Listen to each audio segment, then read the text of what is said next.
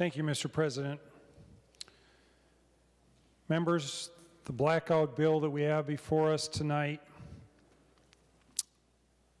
puts extreme liberal ideology first and Minnesota families and businesses last. We had dozens of amendments tonight to the bill that Republicans brought to try to make it into a bill that might even be able to work and that considered the needs of Minnesota families and Minnesota businesses. And like bills before it in this legislative session, brought forward by the extreme Democrats, every single one was dismissed. And we're seeing that in both houses. Members, I know there has not been a single conference committee that has met yet. Not one. Because the design is they are ramming forward their radical agenda to not take a single amendment so that they can most expeditiously dispatch of the liberal agenda as early in the session as possible. And we are seeing that, Mr. President, with this bill.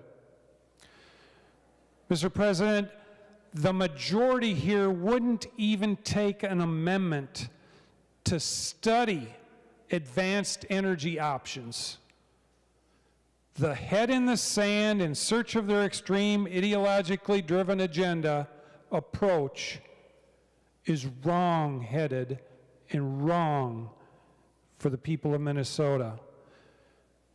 We even learned when they ran out of excuses for dismissing these amendments that the answer boiled down to, we're not going to take your amendment because it changes the wording in the bill. Well, members, Mr. President, people of Minnesota, when you bring an amendment, it changes the wording in the bill. That's how amendments work. Now, there's been research done on this bill to take a look at what it might impact. And it was mentioned, it's 5 or 6 degrees below zero right now. It was down to the teens and 20s below zero last month. We're in February now. It was January then. The research I read suggests that if this is implemented in this state, that in January of 2040, we could expect a 55-hour blackout. 55-hour blackout. How, members, does that help the people of Minnesota? This bill is horrible for the people and businesses of Minnesota. As Senator Nelson mentioned, $3,888, nearly $4,000 in cost per household. That this bill is a regressive tax upon. Members, advocates of the bill, and even you liberal activists outside beating your drum, who's going to pay for that? Who's going to reimburse those households? What your policy will do to hurt the grandpas and grandmas out there, the poor grandpas and grandmas that can't afford the $4,000 per household per year. What are you going to do about that? The poor single moms out there, another $3,888 per year for them. In pursuit of your wide-eyed agenda, how are you going to pay for that? Who's going to reimburse them for that?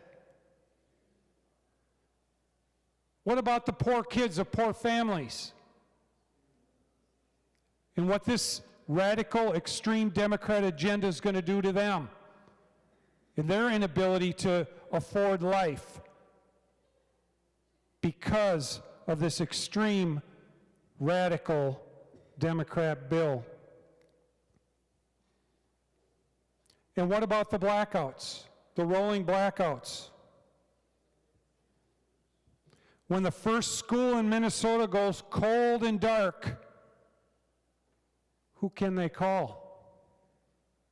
Do we give them Senator France's phone number? When the first nursing home in Minnesota goes cold and dark, who can we call? Who can they call? There's no one. It's passed into law. And the lights are out. It's dark.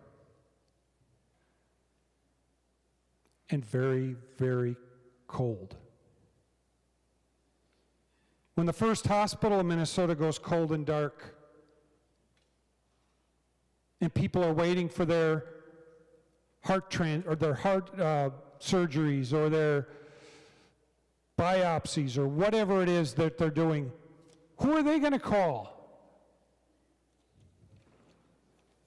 There's no one.